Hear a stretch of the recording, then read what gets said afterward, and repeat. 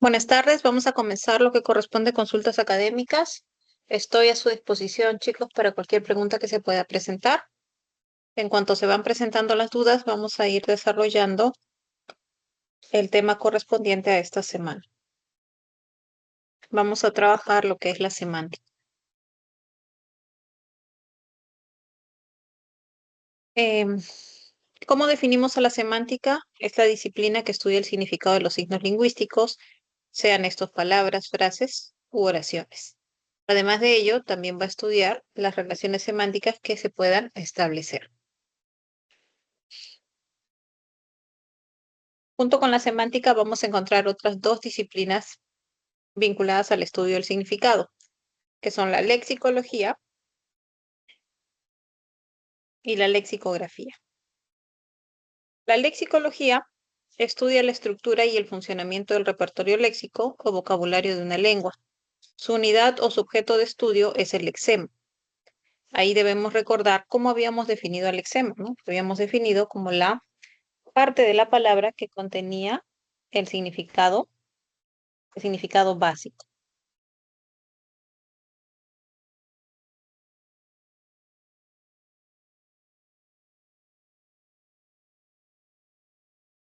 Por otro lado, la lexicografía es la rama de la lingüística aplicada que se encarga de la elaboración de diccionarios, repertorios léxicos y glosarios.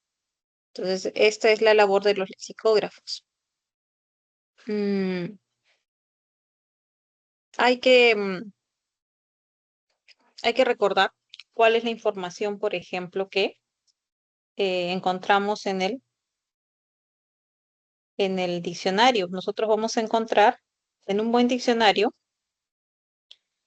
la etimología de la palabra, es decir, de qué lengua procede, información gramatical, categoría lexical de la palabra, si es un sustantivo, un adjetivo, un verbo, un adverbio. También vamos a encontrar los significados, las diferentes acepciones que puede presentar una palabra. Además de ello, en algunos se mencionan los usos en los diferentes países donde se usa la lengua. Bien, toda esa información la recaban los lexicógrafos. Es importante también hablar del signo. ¿Por qué? Porque cuando estudiamos semántica nos interesa un tipo de signo, que es el signo lingüístico. Entonces, primero vamos a abordar qué es el signo. Bien, el signo se va a definir como un elemento perceptible que evoca o se refiere a otra cosa diferente de sí mismo, con el cual puede o no establecer alguna relación. Hay tres tipos de signos: los iconos, los índices y los símbolos. ¿Cómo los diferenciamos? Por ejemplo, el icono establece una relación de semejanza con el elemento que representa. O sea, el icono se parece a lo que va a representar. Tú lo observas y sabes a qué se refiere por la semejanza. Por ejemplo, una fotografía, un mapa. El índice tiene o presenta una relación de causalidad o continuidad con lo que representa. Entonces, es una relación de causa y efecto. Tú tienes el índice, que es un efecto, y puedes llegar a saber cuál es la causa. Por ejemplo, cuando observamos las nubes negras. Cuando observamos las nubes negras, sabemos que es porque va a llover. Bien. O por ejemplo, cuando alguien tiene fiebre. La fiebre es un indicio de que hay un problema, puede ser una infección en un organismo, ¿no? Que hay algún tipo de enfermedad. Luego tienes el símbolo. El símbolo es un signo que no se relaciona con el elemento que representa. O sea, se establece por convención. Alguien dice, este elemento va a recibir esa denominación y queda establecido. Bien. A eso se refiere cuando dice que es arbitrario y convencional. No existe una relación natural entre la denominación y lo que va a representar.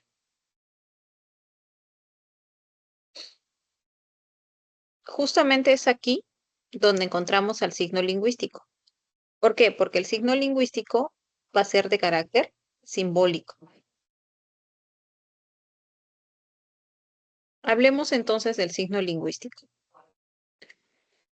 ¿Qué es el signo lingüístico? Es la unidad, te dice, del código lingüístico que está formada por el significado y el significante. Es a lo que nosotros normalmente denominamos palabra. Ese es un signo lingüístico. ¿Qué características presenta? Es doblemente articulado. ¿Por qué se dice que es doblemente articulado o que tiene doble articulación? Porque la primera articulación que va a presentar son los morfemas. Todo signo lingüístico va a presentar morfemas. Bien. Y también se va a presentar como una secuencia de fonemas. Esa sería la segunda articulación. Entonces, tienes una articulación que corresponde a los morfemas que conforman un signo lingüístico y la otra que corresponde a los fonemas que conforman, ¿no?, a un signo lingüístico. Por eso se dice que es doblemente articulado. Además de ello, vamos a decir que es convencional y arbitrario.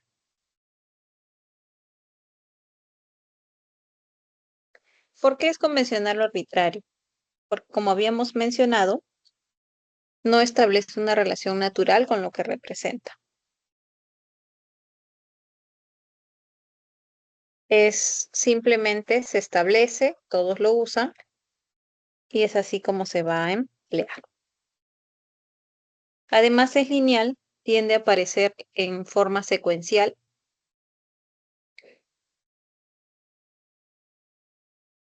También podemos decir que el signo lingüístico es mutable e inmutable. Parece contradictorio, pero es lo apropiado. ¿A qué se refiere? Es mutable porque va a sufrir modificaciones, pero estas modificaciones que va a sufrir un signo lingüístico son con el transcurrir de muchos años. O sea, va a pasar muchos periodos en los cuales el signo no va a sufrir ninguna modificación, ¿ya? Por eso es mutable a largo plazo. Por muchos periodos, este no va a sufrir ningún cambio. Además de ello, vamos a decir que es biplánico. El signo lingüístico va a presentar dos planos. ¿Cuáles son esos dos planos? Tienes el significante y el significado.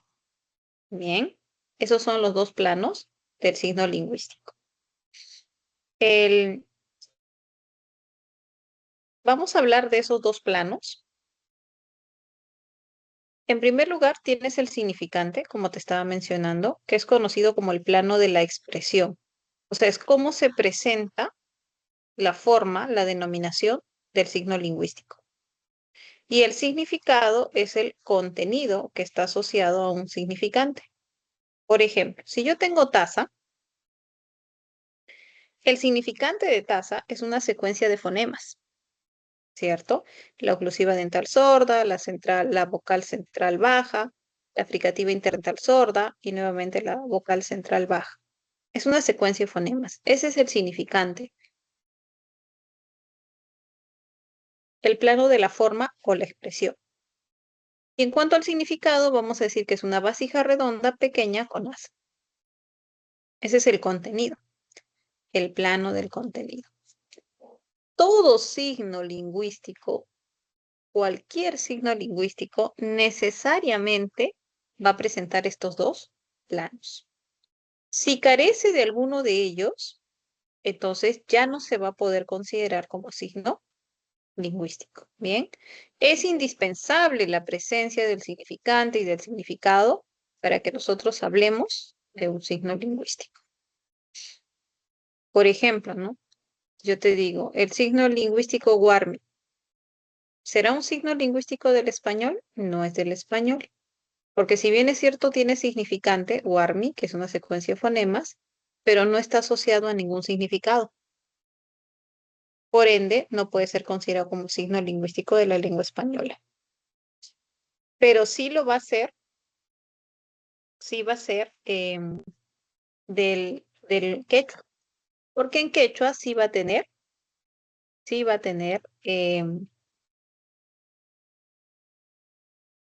tanto significante como significado.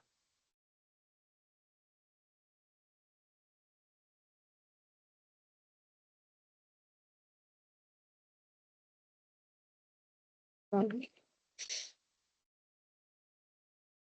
Bueno, no vamos a hablar más del significante. ¿Por qué?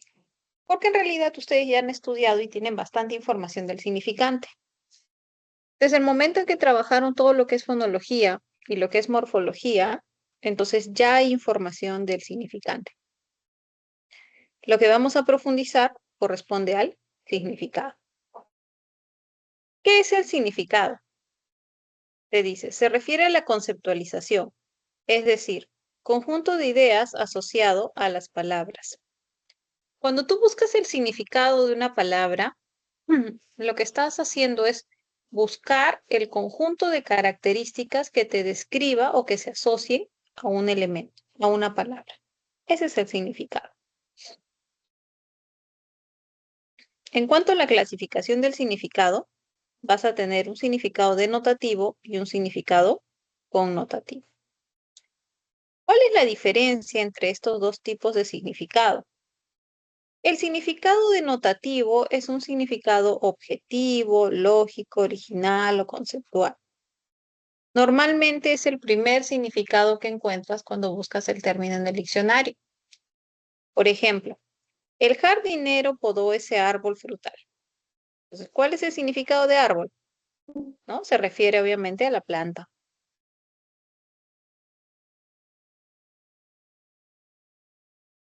Aquella bebé ya tiene 2 dientes. ¿A qué se refiere dientes? ¿No?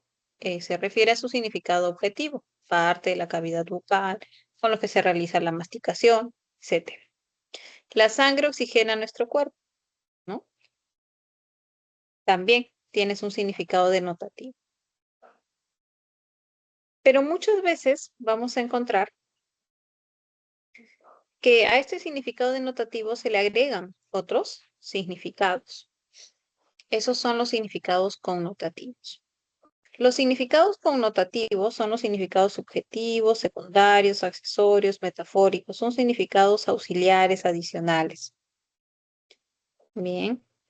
Por ejemplo, nos mostró su árbol genealógico. Entonces aquí árbol ya no se refiere a la planta. Está con otro significado. O ese joven hablaba entre dientes. Hablar entre dientes es una expresión que usamos en el español para decir que alguien no hablaba de forma clara. Ana es una persona de sangre fría. También la expresión sangre fría le decimos a las personas em, que no muestran sus sentimientos, ¿no? Sus emociones. Bien. Entonces, estos significados que son adicionales, auxiliares, son conocidos como connotativos. Em, Normalmente cuando nosotros, por ejemplo, nos encontramos aprendiendo una lengua, los primeros significados que aprendemos son los denotativos. Y ya más adelante, cuando tenemos más contacto con la lengua, aprendemos los significados connotativos. Bien. Hasta aquí, no sé si hay alguna pregunta, alguna duda, chicos. Si tienen preguntas de algún tema, envían, ¿ya? Para poderlo desarrollar.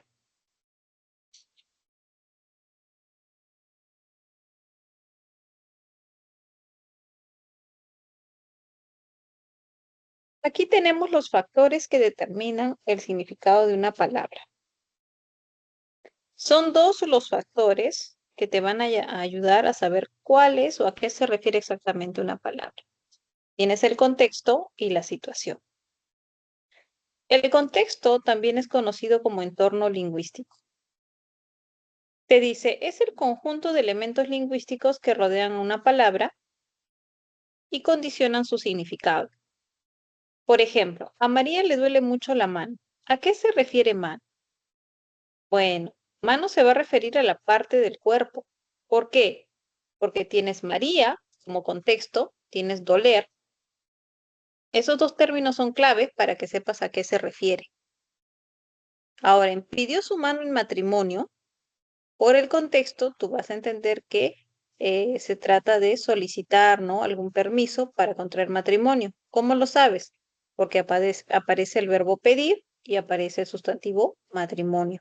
Bien, por esa razón puedes determinarlo.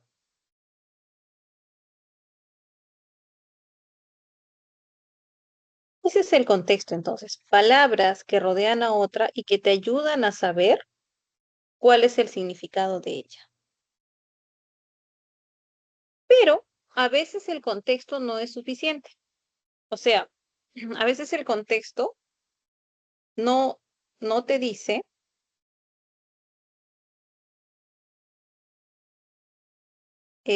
no te da el significado exacto del que se refiere la, la palabra. Entonces necesitas salir de la oración, salir del contexto. Esa es la situación. La situación es el entorno extralingüístico, está fuera de la oración. Dice, está constituida por las circunstancias de tiempo y lugar, las cuales determinan el significado. Por ejemplo, Andrés eligió un auto rápido. ¿A qué se refiere, no? Un auto rápido. ¿Ese rápido se refiere al auto? ¿El auto era rápido? ¿O se refiere a la acción de elegir? ¿Cómo podría saber a qué se refiere ese rápido?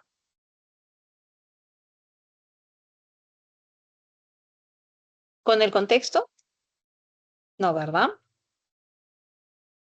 No es suficiente el contexto porque ni Andrés ni eligió ni auto me indica que se refiere exactamente a ese rápido. Es un enunciado ambiguo, es decir, que puede tener más de una interpretación. Cuando tú te encuentres con enunciados de este tipo que tengan más de una interpretación, entonces vas a decir que requieres la situación.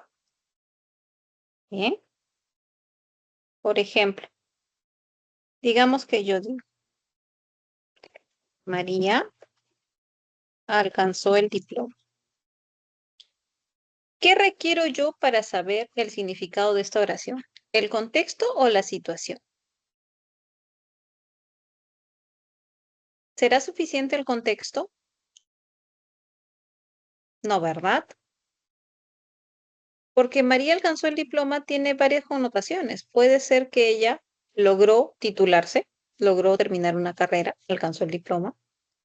Puede ser que el diploma estaba en un objeto que era muy alto y ella se estiró y lo alcanzó.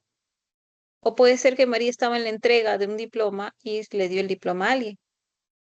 Entonces, podría tener diferentes interpretaciones. Cuando tú te encuentres con un enunciado con diferentes interpretaciones, entonces lo que vas a necesitar es la situación.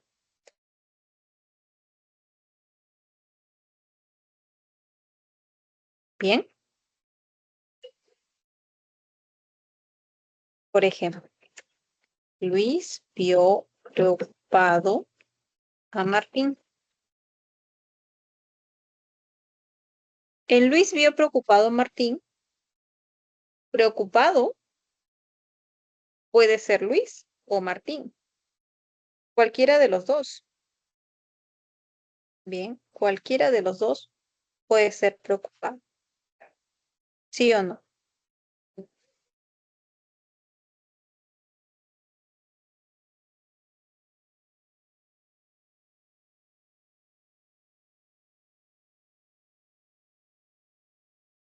No se sabe. ¿Por qué? Porque el contexto no es suficiente.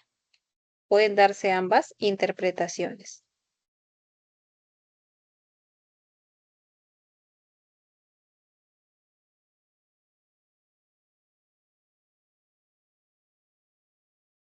¿Listo? Ok, ¿hasta aquí hay alguna preguntita?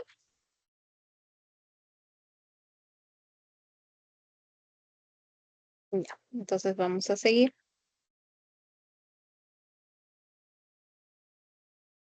Ahora vamos a hablar de las relaciones semánticas. Vamos a subclasificarlas de dos maneras. Primero, entre significado y significante, y luego entre significados.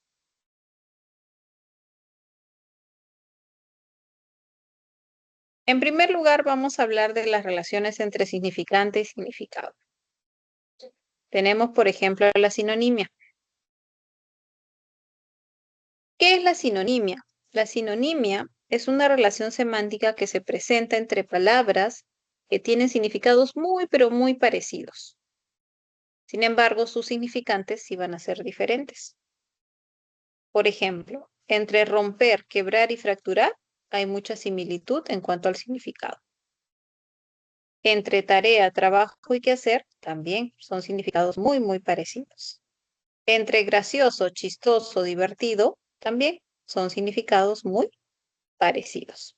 Bien, pero son significantes diferentes. Algunos llegan a decir que es un mismo significado con diferentes significantes, pero en realidad no es que sea un significado exacto, ¿no? Sino que es un significado muy, muy parecido.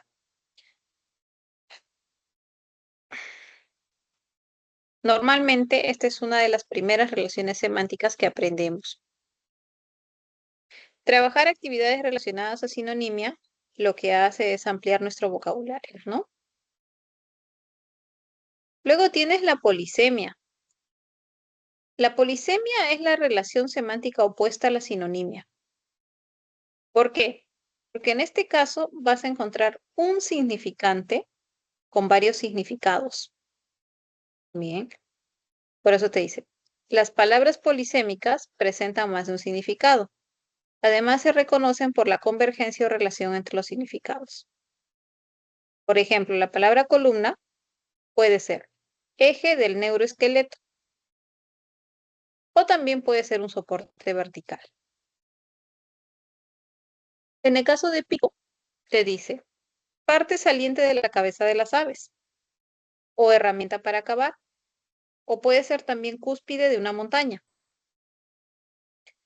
Em, ¿Cómo tú vas a poder determinar que estás frente a un caso de polisemia?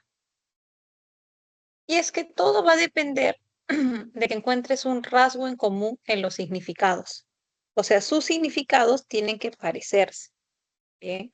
Por ejemplo, entre el significado de columna como eje del neuroesqueleto con la columna de construcción tienen la forma y la función. Ambos son soportes, ¿no? Bien. Por ejemplo, en el caso de pico, si tú observas estos tres significados propuestos, te vas a dar cuenta que son que tienen en común la forma. Bien, se parecen, se parecen. Eso es lo que van a tener en común. Bien, entonces para que puedas identificar si estás o no frente a un caso de polisemia, lo que tienes que hacer es encontrar ese rasgo en común. ¿Por qué? Porque en realidad se trata de una sola palabra.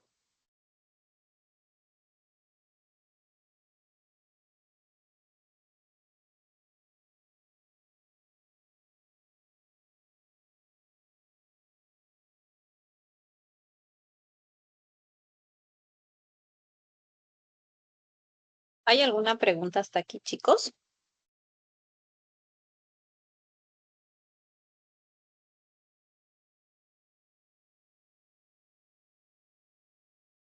No, profesora.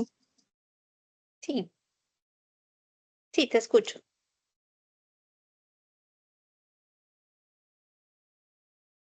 ¿No hay?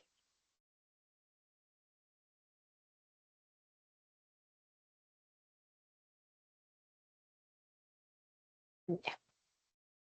Entonces seguimos. Luego tenemos la relación de homonimia. ¿Qué es la homonimia? La homonimia se presenta entre palabras que han coincidido fonológicamente. ¿A qué se refiere esa coincidencia fonológica? A que tienen un mismo nombre. Estas palabras han llegado a denominarse igual, pero no tienen nada más en común, solo el nombre.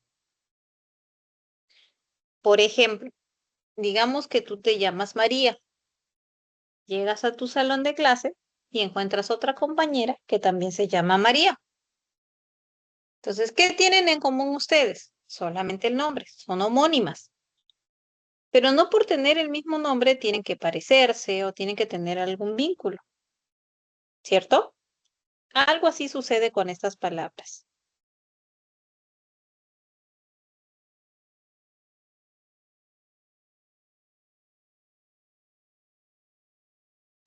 Te dice, es la relación que se cumple entre palabras que presentan significantes con pronunciación o escritura iguales, pero de significados diferentes.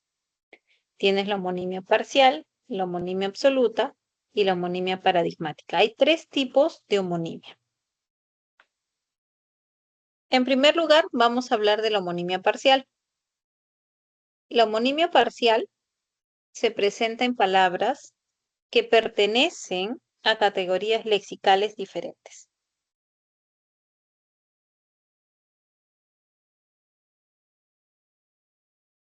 Por ejemplo, digamos que tengo la oración. Sobre la mesa está el sobre. Sobre como preposición. Y cuando dice el sobre, se refiere a un sustantivo. Tú observas, sobre y sobre tienen un mismo nombre, pero tienen categorías diferentes.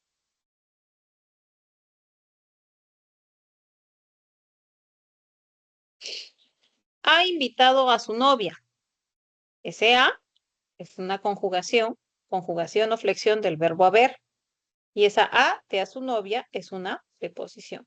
Entonces tienen categorías diferentes. Luego tienes la homonimia absoluta. Las palabras pertenecen a la misma categoría lexical. O sea, ya la coincidencia no es solamente a nivel de nombre, sino también tienen coincidencia en la categoría. Por ejemplo, analicé el término errar. No sabe conjugar errar. Errar y errar son homónimas. Bien, pero ambos son verbos. O sea, también tienen la misma categoría. Las homónimas absolutas solamente se van a diferenciar en el significado, ¿ya? En el significado. Profesora, errar y errar se diferencian también en la forma escrita, que no afecta, ojo, fonológicamente, porque lo que sí hay es coincidencia fonológica. Y es que sí, las homónimas pueden ser, mejor dicho, las homónimas siempre son homófonas, suenan igual. Y en algunos casos pueden ser homógrafas, o sea, se pueden escribir igual, pero hay casos en los que no. Bien, hay casos en los que solamente son homófonas. Entonces, la homonimia implica homofonía, pero no necesariamente va a implicar homografía, como el caso de errar y errar. La llama se asustó con la llama. Bueno, llama se refiere al animal y llama se refiere al fuego. Ambos son sustantivos. Entonces, como comparten la misma categoría lexical, vamos a decir que son homónimas absolutas.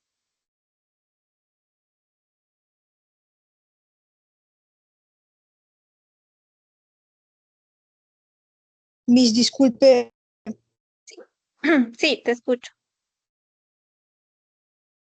en el caso del segundo ejemplo de homonimia absoluta, la llama se asustó con la llama. En este caso estarían compartiendo homófonas y homógrafas iguales. Así es. En este caso, no solamente hay homofonía, sino también, como puedes ver, hay homografía. Y a diferencia de la parcial, ¿también se cumple eso? Sí, también en las parciales puede haber homografía.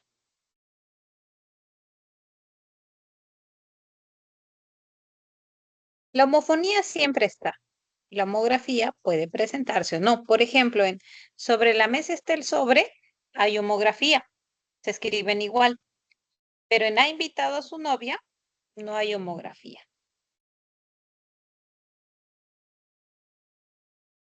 Ay, ay, ay, Miss, Bien, gracias. ok. Muy bien, de nada. Luego tienes la homonimia paradigmática. Esta se presenta en conjugaciones verbales. Las palabras van a presentar diferencia gramatical. Por ejemplo, esta diferencia gramatical puede ser en tiempo o persona o en aspecto. Si yo digo, por ejemplo, hablamos sin cesar ayer, entonces es un aspecto perfectivo porque te habla del pasado. Pero si yo digo hablamos ahora, es un aspecto imperfectivo porque es el presente. Entonces la diferencia está a nivel de tiempo.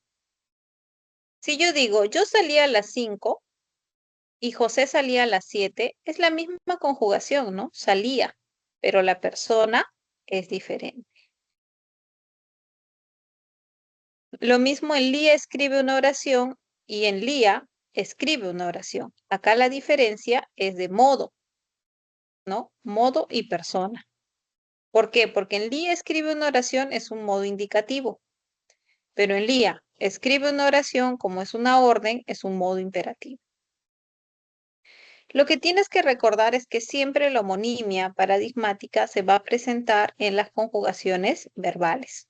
Son unas mismas conjugaciones que se diferencian ya sea en tiempo, persona o modo. Bien. Por ejemplo, si yo te digo en la oración, Elisa quería un pastel y yo quería un helado, ¿qué tipo de homonimia se presentará?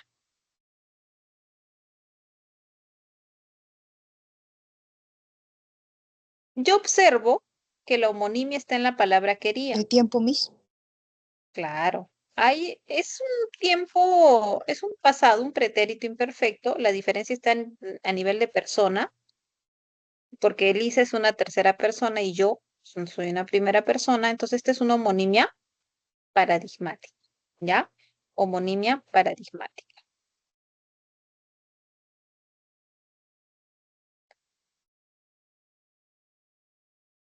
Muy bien. Ok. Y si yo digo, para de hablar y lo hizo para ti. Entonces, en para de hablar, para se refiere al verbo. Bien, es un verbo. Lo hizo para ti, este para es una preposición. Es una preposición. Entonces, ¿qué tipo de homonimia habrá aquí? Es una homonimia parcial, porque la diferencia no es solamente de significado, también se presenta a nivel de categoría. Bien,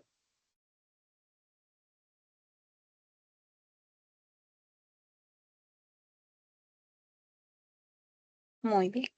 Entonces, eso respecto a la homonimia. Ahora vamos a hablar de las relaciones semánticas, pero entre significados. Bien, entre significados. Tenemos, por ejemplo, la antonimia. La antonimia se refiere a la exclusión, oposición, contradicción de significados. Te dice, las palabras antónimas presentan significados opuestos o contrarios. Hay dos tipos de antonimia, la gramatical y la lexical. En el caso de la gramatical, se denomina así porque la oposición se presenta por medio de la inserción de prefijos que van a referirse a una negación. Entonces, vas a encontrar antónimos gramaticales, aquellos que comparten un mismo lexema. Por ejemplo, el opuesto de igual es desigual. El opuesto de justo es injusto. El opuesto de reversible es irreversible. El opuesto de posible es imposible. El opuesto de social es asocial. Entonces ahí observas que para formar el opuesto usaste el mismo lexema, pero le insertaste un morfema gramatical de negación. Lo más fácil es formar antónimos gramaticales. Por ejemplo, ¿cuál es el antónimo de feliz? El antónimo gramatical. ¿Cuál sería? Feliz, infeliz, ¿no? Posible, imposible. Justo, injusto. ¿Ya? Esos serían los antónimos gramaticales. Luego tienes los lexicales. Los lexicales se van a expresar mediante distintos lexemas. O sea, ya la oposición es a nivel de lexemas. Y hay tres tipos de antónimos lexicales: los complementarios, los propios y los recíprocos.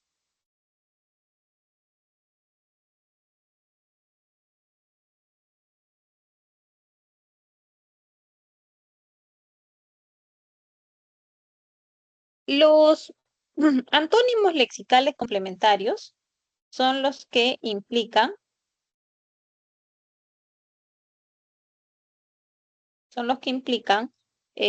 una exclusión. Uno excluye al otro. Por ejemplo, falso, verdadero. Vivo, muerto. Soltero, casado. Uno excluye totalmente al otro. O es uno o es el otro. Bien. Esa es la antonimia complementaria.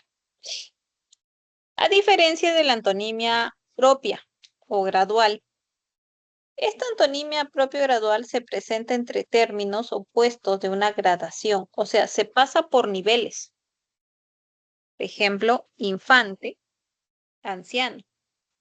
Infante pasó por niño, adolescente, joven, adulto, anciano. ¿Te das cuenta?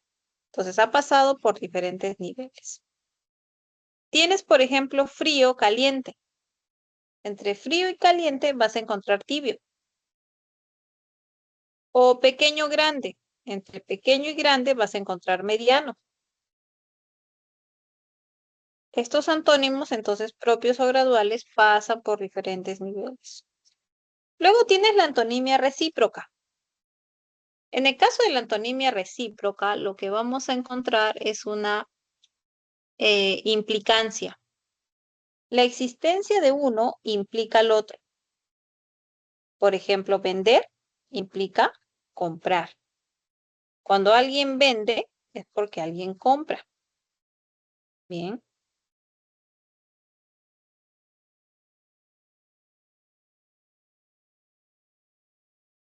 Bien. Tío, sobrino. Si hay un tío es porque hay un sobrino.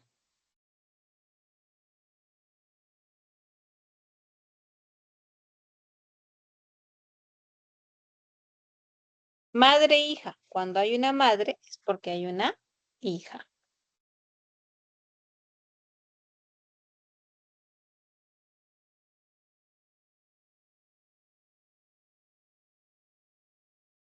Bien. ¿Alguna pregunta hasta aquí, chicos?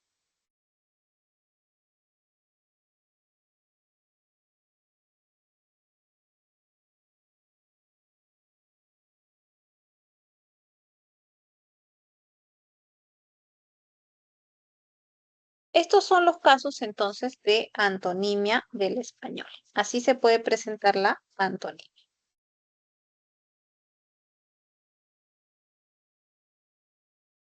Ahora veamos los casos de inclusión de significados. Tienes la hiperonimia, la hiponimia y la cohiponimia. ¿Por qué te digo inclusión? Vamos a ver cómo se trabajan estas relaciones. Los hiperónimos son palabras que tienen significados tan amplios que pueden contener a otras. Bien. Y con este hiperónimo tú puedes definir otras. Por ejemplo, ¿no? Planeta es un hiperónimo. Con este término tú puedes definir a Marte, Saturno, Tierra, etc. El hipónimo es un término cuyo significado está incluido en otro de mayor cobertura. O sea, por eso se ve la inclusión, ¿no? Este está incluido en otro. Bien, ese es un hipónimo. Por ejemplo, Marte está incluido en planeta, es su hipónimo. Saturno está incluido en planeta, Saturno es un hipónimo. Tierra está incluido en planeta, también es un hipónimo. Ahora, ¿cómo se establecen las relaciones? Mira, del hiperónimo al hipónimo se llama hiperonimia. Del hipónimo al hiperónimo se llama hiponimia. Y cuando tienes dos o más hipónimos, hablamos de cohiponimia. Por ejemplo, digamos que yo tengo Perú, que es un país, y te dicen, ¿cuál es la relación semántica entre Perú y país? Yo observo, lo que aparece primero, Perú, ¿es un hipónimo o es un hiperónimo? Es un hipónimo. Entonces mi relación va a ser de hiponimia. Pero si a mí me hubiesen dicho la relación entre país y Perú, entonces en este caso voy a decir que es una relación de hiperonimia. ¿Por qué? Porque el que aparece primero es el hiperónimo. O sea, el que aparece primero manda la relación. ¿Y qué pasa si yo tengo Perú, Bolivia? Ambos son hipónimos. Perú es un hipónimo, Bolivia es un hipónimo. Entonces esta relación va a ser de cohiponimia. Cohiponimia. La cohiponimia es la relación que se presenta entre los hipónimos.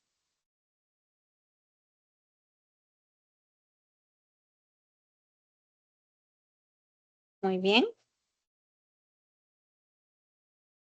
¿Se comprendió?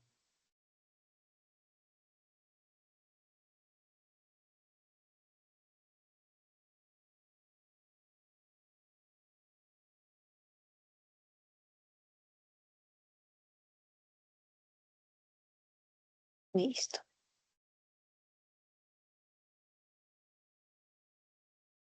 Ahora hablemos un poco de la paronimia. La consideran como relación semántica, pero en realidad no hay ningún vínculo a nivel de significados. Te dice, son las palabras que tienen relación de semejanza por su forma o sonido, o sea, se parecen. Por ejemplo, sexto y sexto se parecen a nivel de nombre. Inocuo, inicuo también se parecen. Apto, acto se parecen. Relevar y revelar, inminente, eminente, infligir, infringir, carabela, calavera, se parecen. Pero no tienen ningún vínculo, ¿no? Entonces, van a ser denominadas como parónimas. Luego tenemos estas dos últimas relaciones semánticas, que son la holonimia y la meronimia.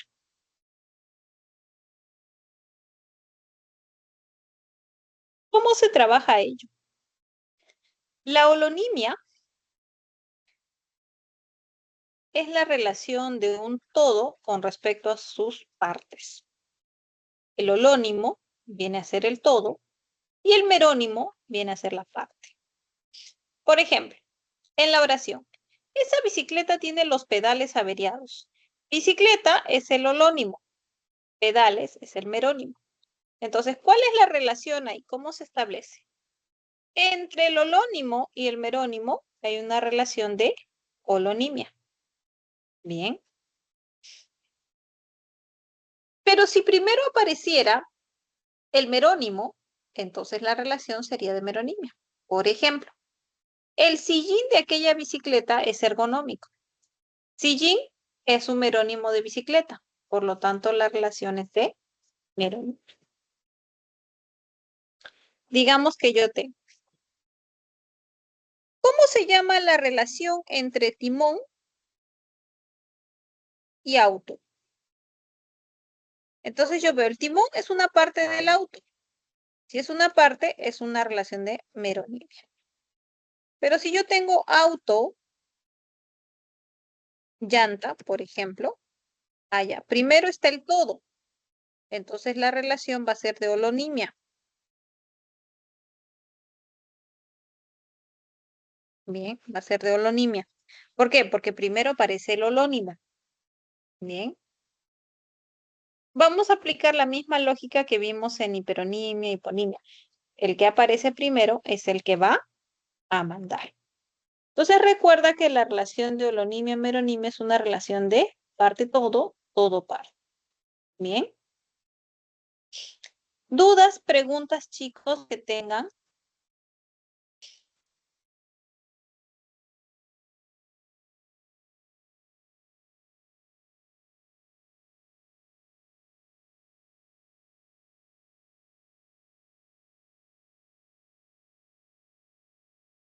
Esta es entonces la teoría que corresponde al tema de esta semana. Ahora vamos a hacer lo siguiente. Cuando no hay preguntitas, vamos a desarrollar los ejercicios propuestos. De repente ahí surge alguna duda y podemos resolverla.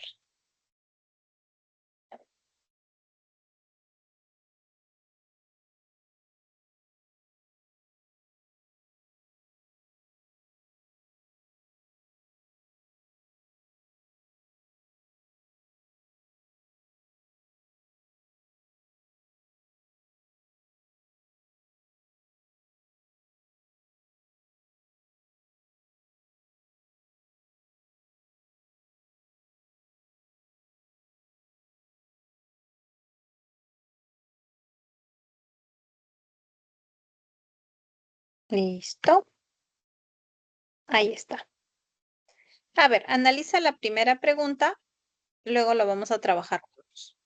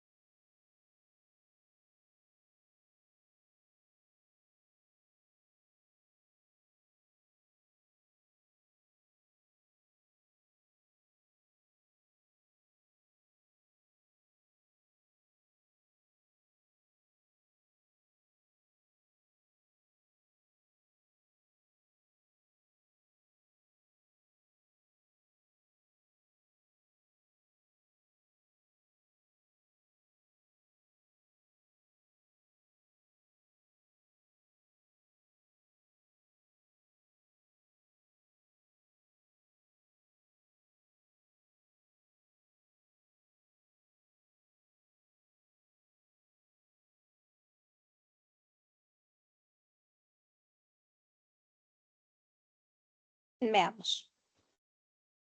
Nos dice, la lexicografía estudia la estructura y el funcionamiento del léxico. No, esto es falso. La lexicografía no lo hace la lexicología. El signo lingüístico es lineal, convencional, biplánico y arbitrario. Sí, esas son sus características, ¿no? Las hemos mencionado. La semántica estudia solamente el significado de las palabras, también de las oraciones y elementos mayores.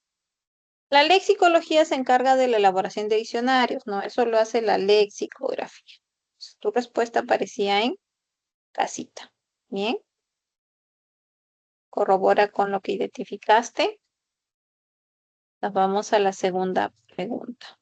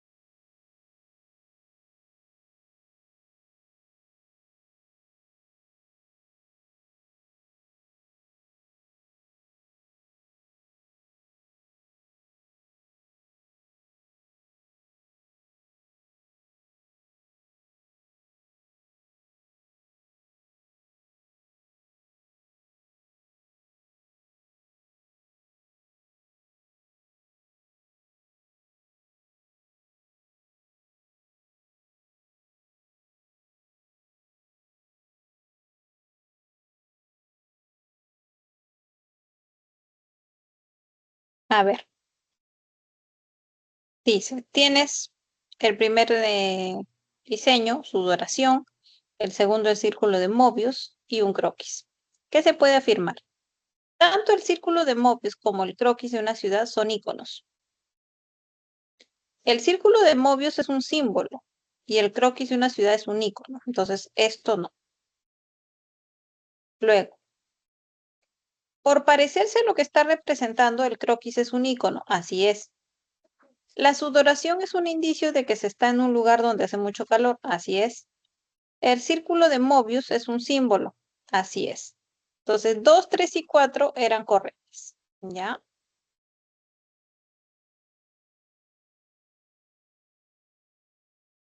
Vamos con la pregunta 3. Se piden significado denotativo.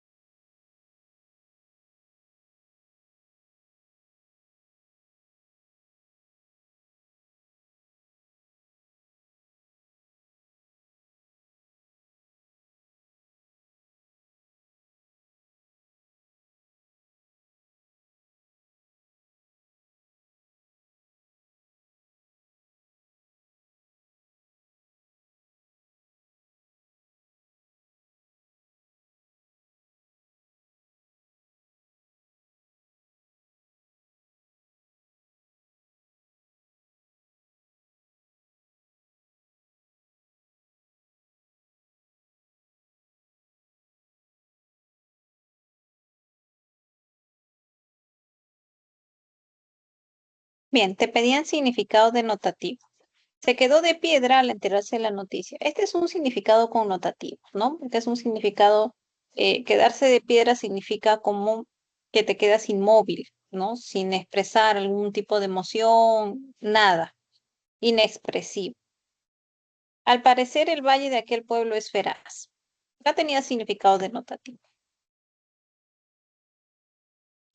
Varios influencers influencers son solo estrellas fugaces. Este es un uso metafórico de la expresión estrella fugaz. Trata a esas personas con guantes de seda. Tratar con guantes de seda es ser muy delicado, ¿no?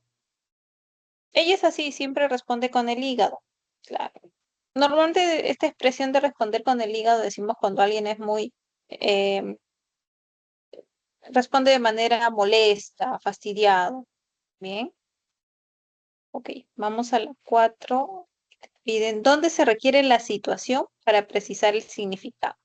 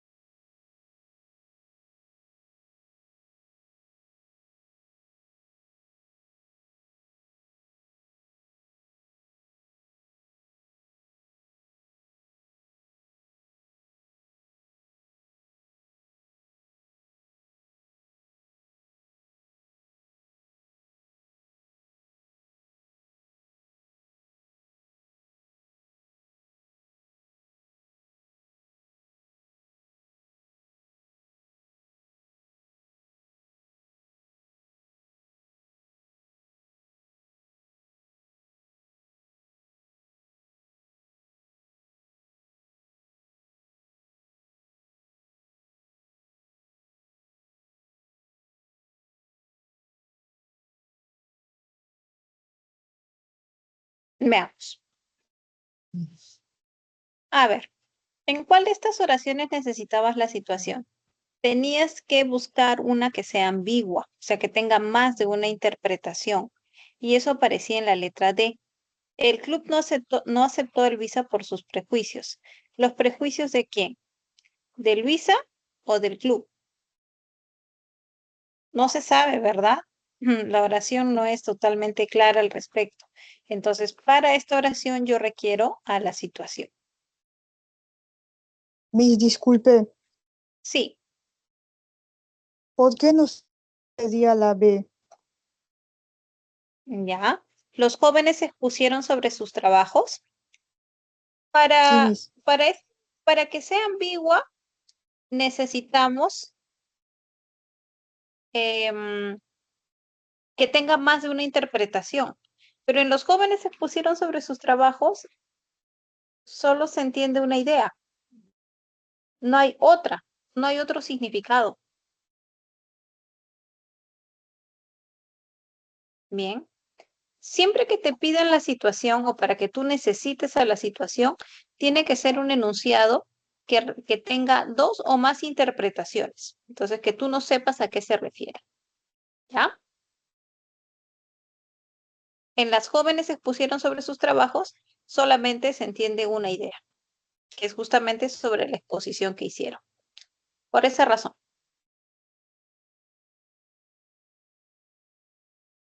Ya, Miss, Listo. gracias. Ok. Vamos a la pregunta 5.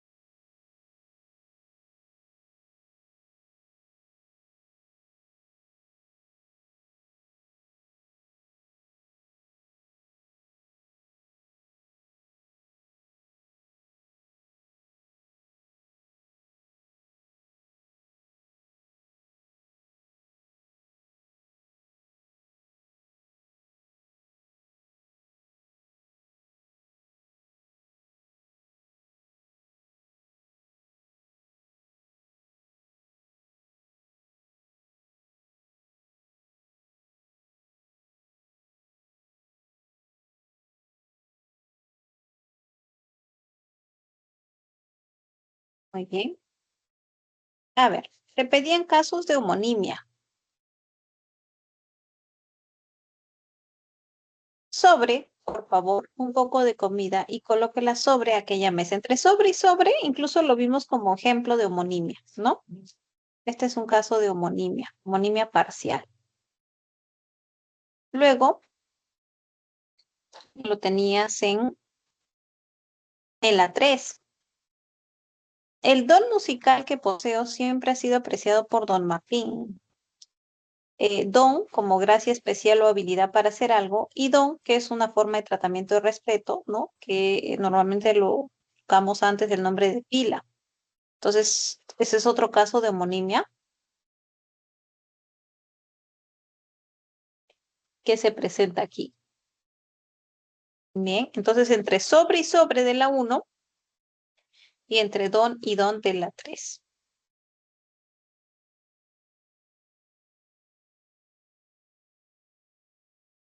Ya está. En los otros dos casos se trataban de polisemias. Bien, eran polisemias. Vamos con la pregunta 6. Tipos de antonimia.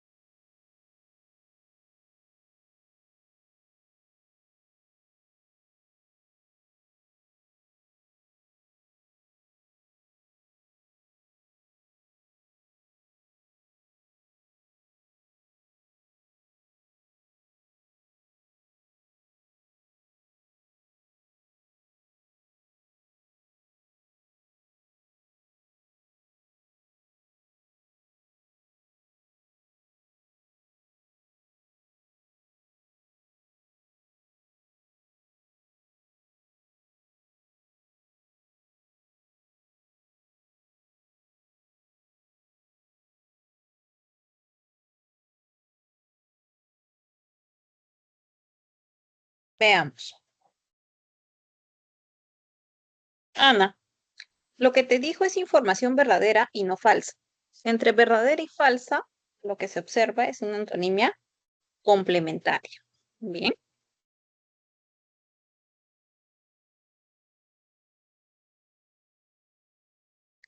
Luego, a veces es atento conmigo y desatento con los demás. Atento y desatento es una antonimia gramatical.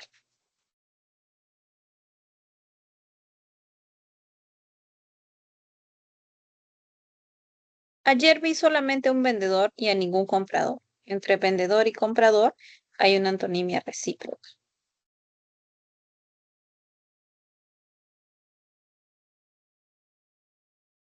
Y finalmente, por la mañana hizo deporte, por la noche salió a bailar. Entre mañana y noche, una antonimia propia. Bien. Entonces tu clave aparecía en la alternativa E. Miss, Sí,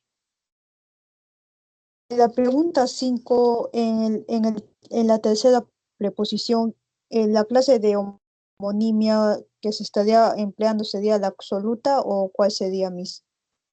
¿en cuál? ¿En qué número? De las 5, ¿en qué número? En el ítem 3, Miss. ¿En el ítem 3? Claro, sería una homonimia absoluta.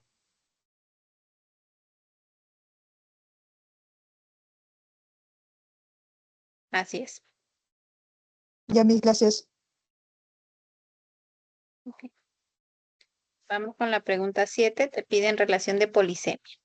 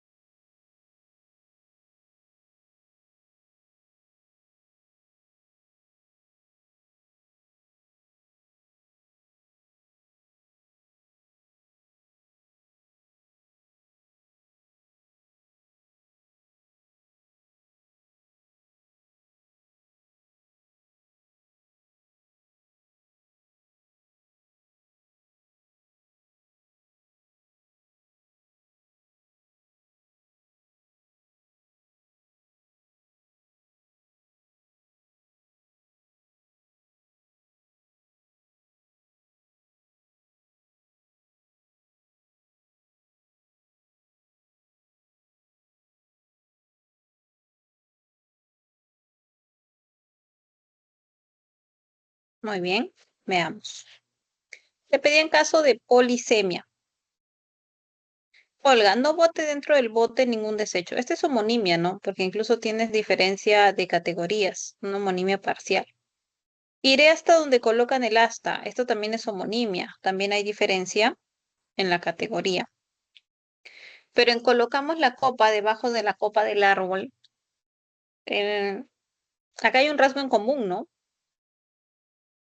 Entre la copa del objeto y la copa del árbol tienen similar la forma. Entonces, si hay un rasgo en común, estamos frente a una polisemia.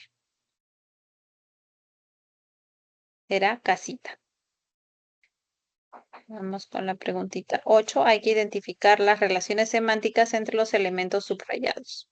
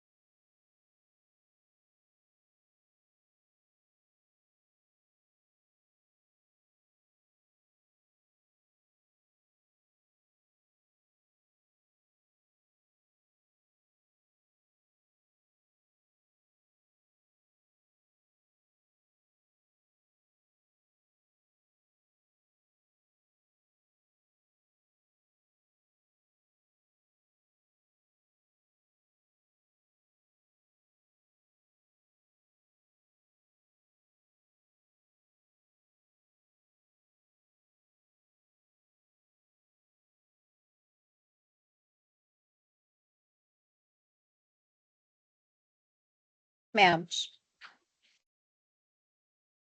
A ver, la mejor estación del año es la primavera. Entre estación y primavera es una relación de hiperonimia, porque tienes estación, es el hiperónimo. Nuestro carro ya tiene llanta de repuesto. Carro viene a ser el todo. Esta es una relación de todo parte, entonces va a ser holonimia. Amazonas es el departamento donde nací. Amazonas es el hipónimo. Es un hipónimo de departamento. Entonces tienes hiponimia. Me duele mucho el talón del pie derecho. Talón y pie vas a tener meronimia, ya que talón es un merónimo de pie.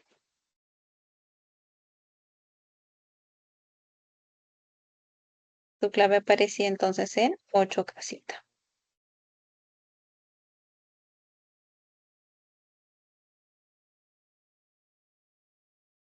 ¿Ok? Tenemos una pregunta. Me dicen, ¿cómo puedo diferenciar mejor la antonimia complementaria de la recíproca? Ya. Mira, la antonimia complementaria implica exclusión. Tu lógica va a ser la siguiente.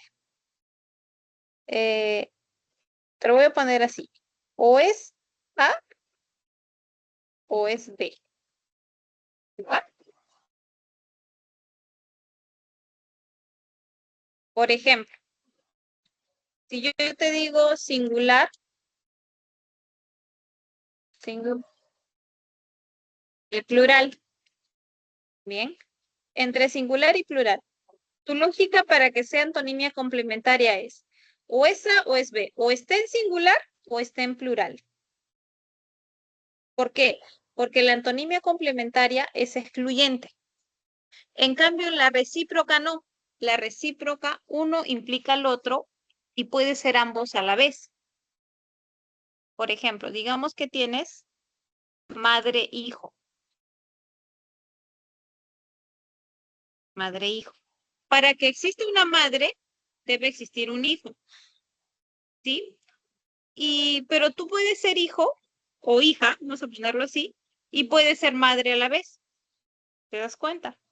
O sea, no hay exclusión. La lógica aquí no es A o B. Aquí la lógica puede ser A y también puede ser B al mismo tiempo. Bien, un minuto, chicos.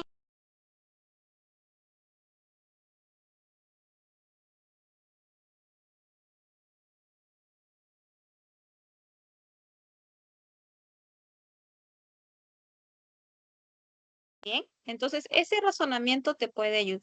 En la complementaria tienes que escoger uno de ellos, mientras que en la recíproca pueden ser ambos. Bien, ok. Nos vamos a la siguiente pregunta, pregunta 9.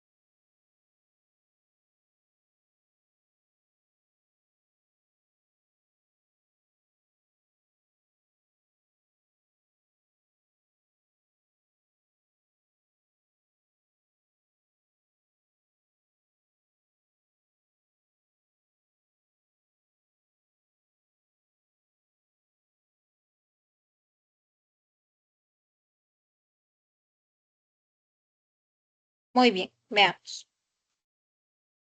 ¿Qué tipo de relación se establece entre las palabras subrayadas? Tenemos, ella tuvo notas altas, su hermano bajas. Entonces aquí tienes una antonimia. Es una antonimia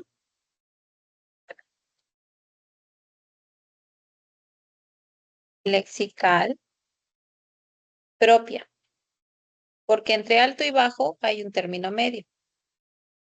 Luego tenías, Paulina puso el ojo en el ojo de la puerta. Ya, este es un caso de polisemia, ¿no? Tienen en común el parecido. Mientras yo veía el cielo, mientras Rosa veía el cielo, yo veía el mar. Este es una homonimia. Es una homonimia paradigmática.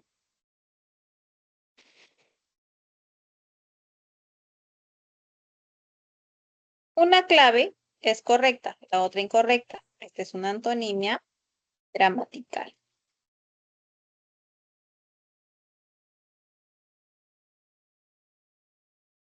El afamado y conocido modelo llegó hoy. Este es un caso de sinonimia. Bien, ya está. Vamos con la pregunta 10. Te piden respectivos sinónimos.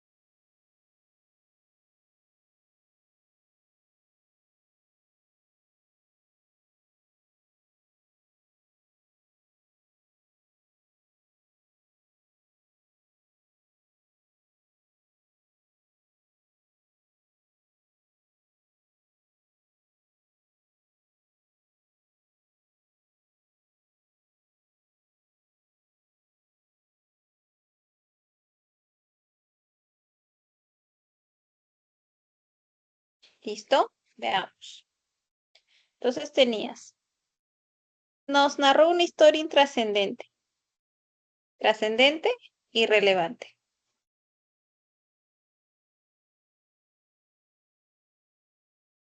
Esa fue una decisión carente de maldad, carente, desprovista.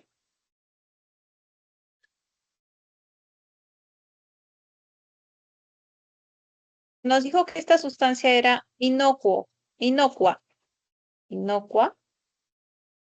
inofensiva.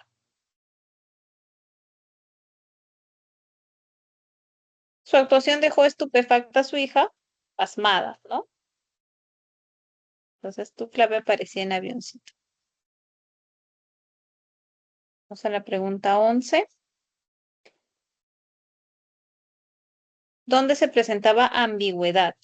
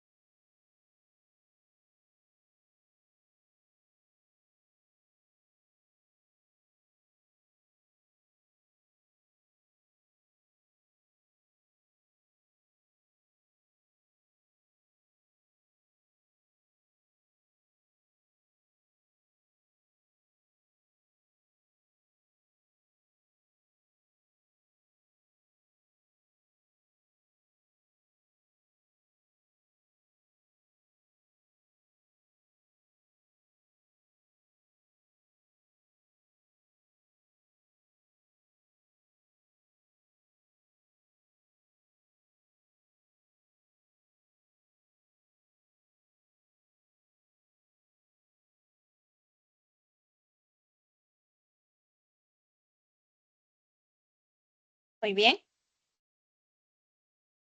Dice, ¿dónde se podía encontrar ambigüedad? La tenías en la E, porque mi amigo Javier viajó solo a Arequipa. ¿Ese solo se refiere a sin compañía o de todos los departamentos, específicamente Arequipa? Ahí se observaba la ambigüedad. Bien, entonces la tenías en la E. Y la pregunta 12 era por precisión léxica, o sea, había que reemplazar el verbo tener por uno que sea más preciso. A ver, felizmente mi sobrina ya tiene muy buena salud. Goza. Lo más preciso es goza de buena salud, ¿no? El juez es la persona que tiene el rol de sentenciar, que tiene el rol, no, que ejerce el rol de sentenciar. Mi abuelo tenía una granja de pollos en Guarmey, poseía, ¿no? Poseía. Más que tener, poseía. Aquel señor tuvo una enfermedad que pudo tratar, padeció, padeció. Mi hermana tenía objetivos por cumplir cada mes. Mi hermana tenía, se fijaba, ¿no? Se fijaba objetivos. Los objetivos se fijan. Bien. Ok, eso era todo con respecto a las preguntas preparadas para esta clase. Entonces, si tienen alguna pregunta, me envían por el chat. Estoy a su disposición en nuestros últimos minutos. Bien.